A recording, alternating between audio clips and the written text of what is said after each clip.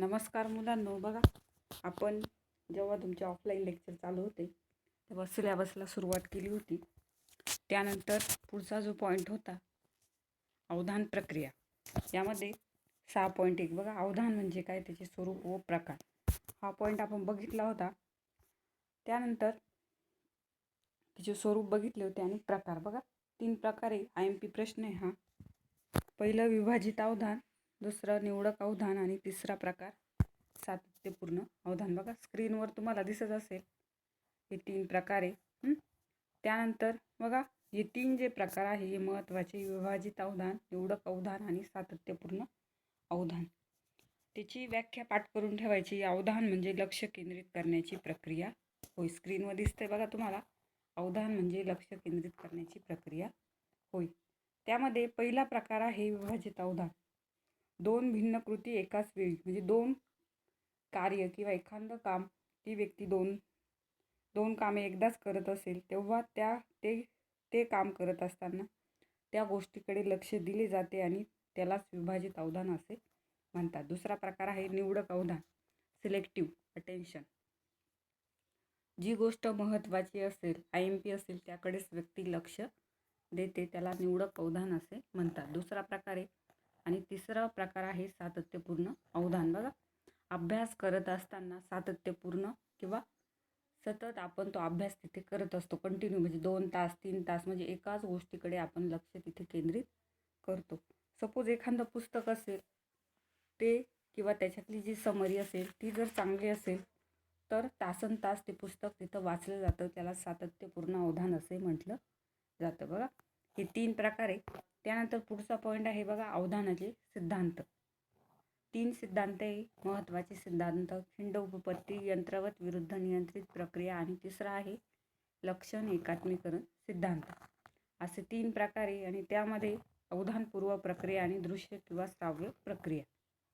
खिंड उपपत्तीमध्ये जी माहिती महत्त्वाची असेल तीच काय केली जाते, आपल्या स्मृतीमध्ये साठवली जाते, आणि जी माहिती महत्त्वाची नसेल ती साठवली जात नाही, म्हणजे ती गाळली तिथे जाते, त्यालाच खिंड उपपत्ती असे म्हणतात. हा जो सिद्धांत आहे खिंड उपपत्ती, हा ब्रॉडबेंड हे जे शास्त्रज्ञ आहे त्यांनी मांडलेला आहे. त्यांच्या मते वैज्ञानिक पातळीवर माहितीची नोंद झाल्या ती गाळली जाते, म्हणजे एखादी गोष्ट जी असेल तिची आपल्या स्मृतीमध्ये साठवण झाली का ती माहिती जी असेल ती तिथं गाळली जाते, म्हणजे जी महत्त्वाची माहिती असेल तीच फक्त स्मृतीमध्ये साठवून ठेवली जाते. विविध वेदन क्षेत्रांमध्ये माहिती एका अवधान गाळणीपाशी येते आणि त्यामधून एका वेळी एका वेदन मार्गाला पुढच्या संवेदनिक स्तराकडे तिथं पाठवलं जातं. या मुख्य प्रवेशद्वाराला खिंडीची उपमा अशी दिली आहे. बघा पुढची जी स्लाईड आहे त्याच्यामध्ये आकृती स्पष्ट केलेली खिंड उपपत्ती. बघा त्यामध्ये जी माहिती महत्त्वाची असेल ती तिथं अडवली जाते. सपोज दरवाजा असेल आणि जी माहिती महत्त्वाची तीच पुढे पाठवली जाईल आणि जी माहिती महत्त्वाची नाही ती मागे तिथं पाठवली जाईल. या मुख्य प्रवेशद्वाराला खिंडीची उपमा असे म्हणतात. अवधान खिंडीपाशी अनावश्यक माहिती पूर्णतः अडवली जाते. विभिन्न वेदक उद्दीपकाचे विभिन्न चेतावेग संघात अथवा चेतामार्ग तयार होत असावे. अवधान यंत्रणेने लक्ष उद्दीपक निश्चित केलेला असतो, म्हणजे जी आपली अवधान यंत्रणा असते तिने आपले किंवा जी यंत्रणा असते तिचा लक्ष उद्दीपक निश्चित केलेला असतो, म्हणजे जे महत्त्वाचं आहे लक्ष काय त्याचं, की जी माहिती महत्त्वाची आहे ती फक्त काय केली जाते, पुढं तिथं पाठवली जाते. म्हणजे जी आपल्या शरीरातील अवधान प्रक्रिया जी असते ती तिथं काम करत असते. तोपर्यंत अवधान यंत्रणा लक्ष व उद्दीपकाकडे लक्ष विचलित होत नाही. चेता संकेताकडून उद्दीपकात महत्त्वपूर्ण गुणात्मक बदल झाल्याचा इशारा मिळताच अवधान यंत्रणा लक्ष उद्दीपकापासून विचलित होते आणि गाळणीचे काम तिथं करते. बघा हा पहिला सिद्धांत आहे अवधानाचा. दुसरा सिद्धांत आहे यंत्रवत विरुद्ध नियंत्रित प्रक्रिया. बघा या उपपत्तीचे जनक आहे स्नायडर आणि शिप्रीन. हे जे 2 जण आहे यांनी हा सिद्धांत मांडलेला आहे. बघा सिद्धांताचे जनक तुम्ही पाठ करून ठेवायचे: खिंड उपपत्ती, बॉल अँड बेंड, आणि यंत्रवत विरुद्ध नियंत्रित प्रक्रिया. हा जो सिद्धांत आहे याचे 2 आहे, एक आहे स्नायडर आणि रिचर्ड शिप्रीन, हे 2 जण आहे आणि या दोघांनी हा सिद्धांत मांडलेला आहे. त्यांनी अवधानाशी निगडीत असे 2 पातळ्यांवरील प्रक्रिया सुचवली. यंत्रवत आणि नियंत्रित. जेव्हा काम म्हणजे सोपे आणि सुपरिचित म्हणजे परिचयाचं जे काम असेल तेव्हा कार्य यंत्रवत प्रक्रियेत घडते. म्हणजे जर एखादं काम करत असताना ते जर माहिती असेल त्या कामाविषयी तर ते काम करत असताना ती व्यक्ती सहजपणे ते काम तिथं पूर्ण करते. बघा, सपोज एखादी व्यक्ती आहे, ती जॉबच्या ठिकाणी जॉईन झाली, तिला जर पहिला अनुभव असेल तर ती काय करेल, तर ते काम करत असताना अतिशय सरळ पद्धतीने किंवा यंत्रवत पद्धतीने नॉर्मली ते काम तिथं करून टाकेल. तिला टेन्शन येणार नाही. पण एखादी न्यू जॉईन झालेली व्यक्ती असेल, तिला त्या कामाविषयी नॉलेज नसेल, तर ती व्यक्ती काय करेल की त्यासाठी सराव तिथं करेल किंवा ते काम तिथं समजून घेईल. त्यालाच यंत्रवत प्रक्रिया असे म्हणतात.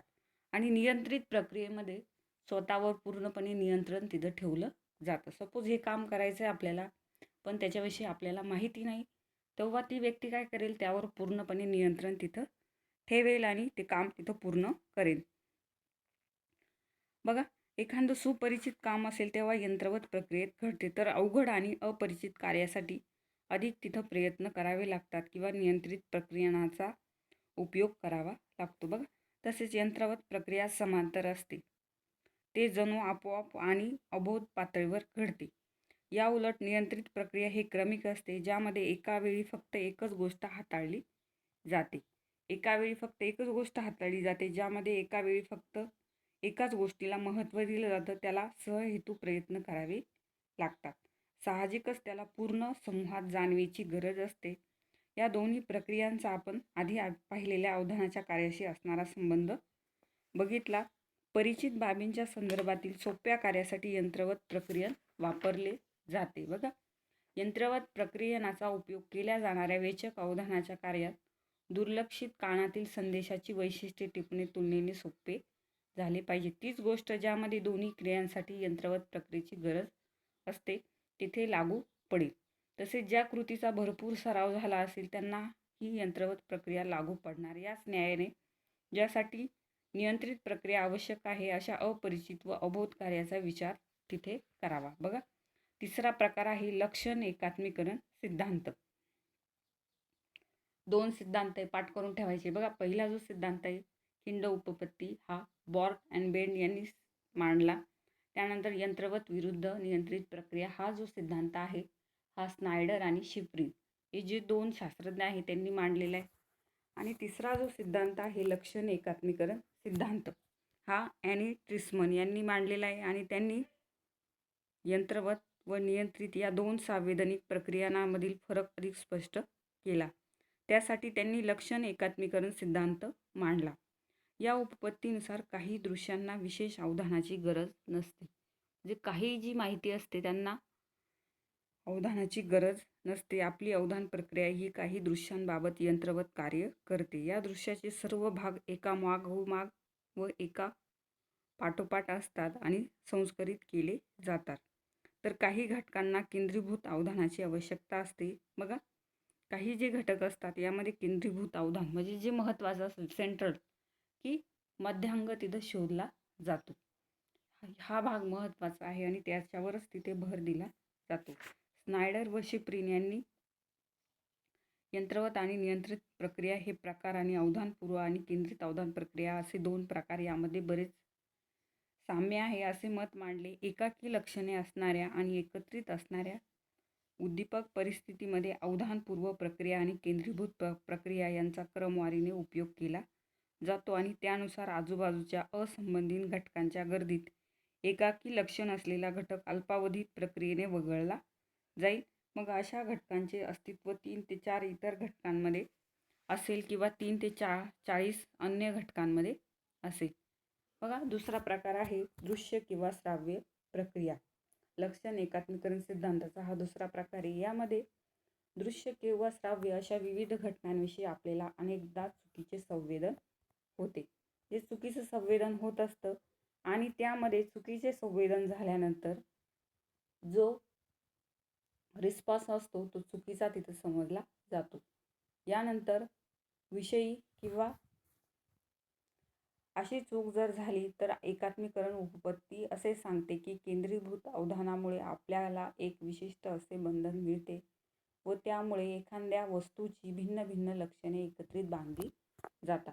मात्र जर आपल्या अवधान क्षमतेवर खूप ताण पडला, त्या वस्तूस अनेक घटकांनी घेरले, तर अशा वेळी फसवी संयोगिते मिळतात, असे ट्रिस्मन यांनी सिद्ध केले.